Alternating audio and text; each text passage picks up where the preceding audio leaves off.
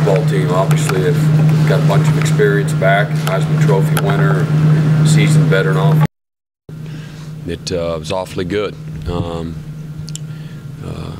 They provided a stiff challenge to a lot of opponents here over the last couple of years. So they always play well at home, and going on the road, it's you're in a tough environment. Everybody's against you, so it's exciting. It's going to be a great challenge, but I know our guys are looking forward to the opportunity. You know, we didn't play very well in the game a year ago, and you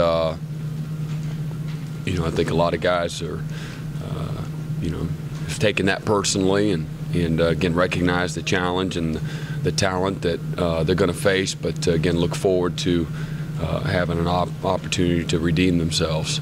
How much does it help your younger guys that you guys opened at Georgia, since you've already played a game somewhat like this? I'm sure it helps. It probably helps some, you know, no doubt.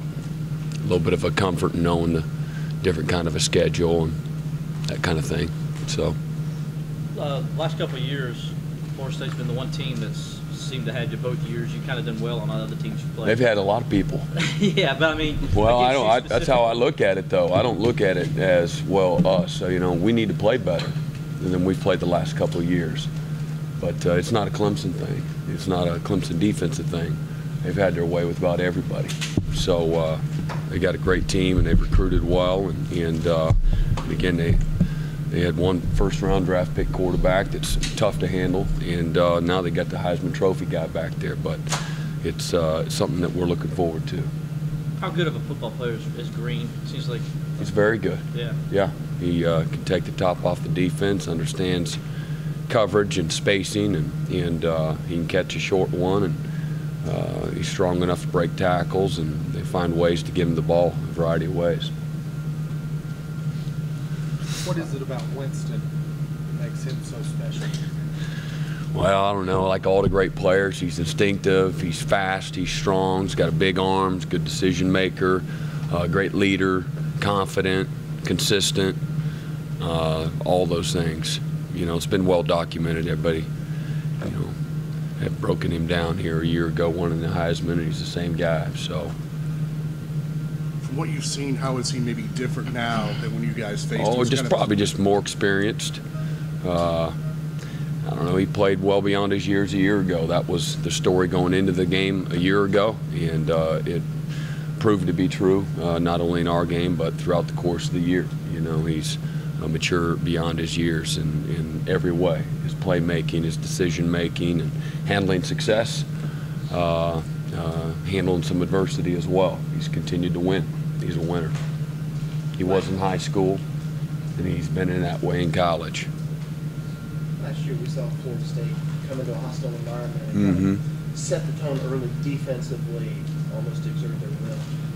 You had that opportunity Saturday, but how do you point those players toward that goal or well, you got to first, it comes in your preparation. Guys studying, knowing what to expect, understanding the game plan, and practicing with a focus and being sharp, and then going on the road, you got to play confident. You got to, you know, players got to end up playing the game. They got to play with poise. They got to play with confidence. They got to play aggressive. They got to play with intelligence, and they got to be willing to fight for, you know, for 4 quarters. So there's going to be some adversity. They're not going to make every play. They don't have to play perfect, but we got to play well, and so we got to play well as a football team.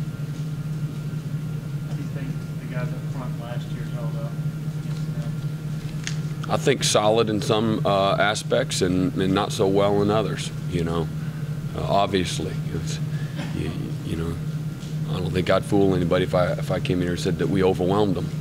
That didn't happen, and but you know, we played well enough in some aspects, but overall, just you know, obviously we didn't play well enough defensively anywhere to have a chance to win. Talk about Winston's ability to extend the play. Yep, he's strong, athletic, he's very uncanny.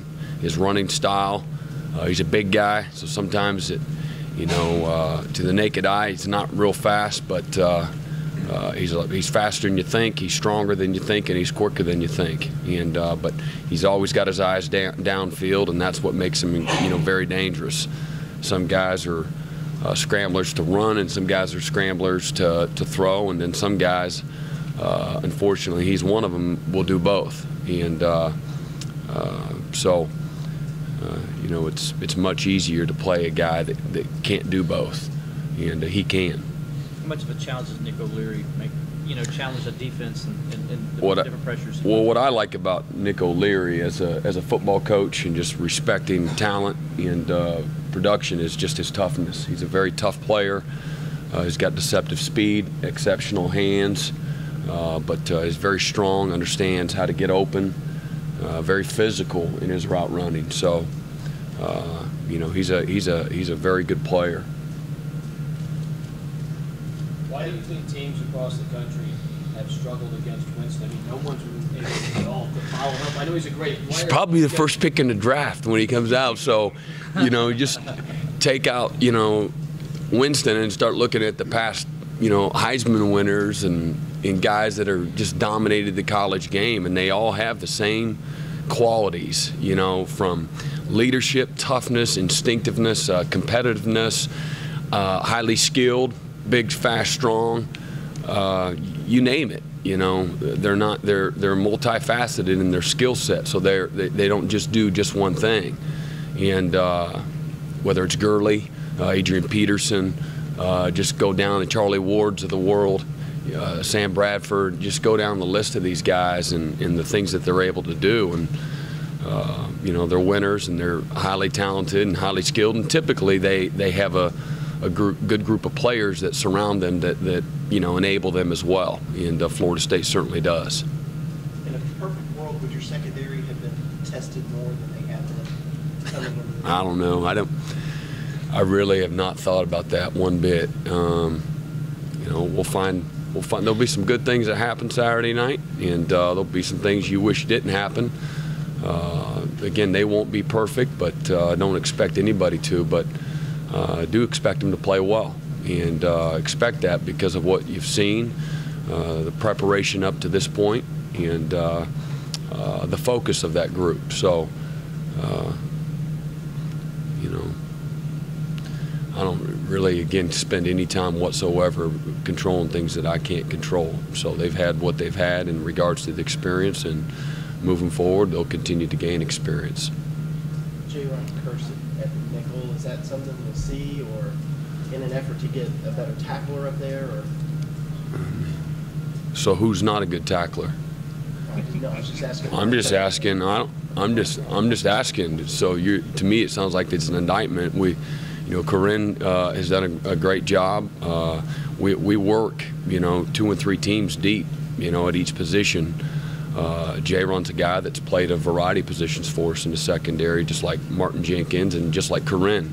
So we have to train, you know, guys to play multiple positions to create depth and find ways. If certain things happen, guys get injured, things of that nature, or maybe you want to go to more of a, maybe you're in your 3-4 defense, you're in a 3-man front, 3D lineman, and you're adding, you know, additional guys on the field. You're looking at guys at a variety of positions, but I think Corinne's done. He did very, very well last year as a true freshman. Martin Jenkins is also another quality player that plays there, and you know, so you know,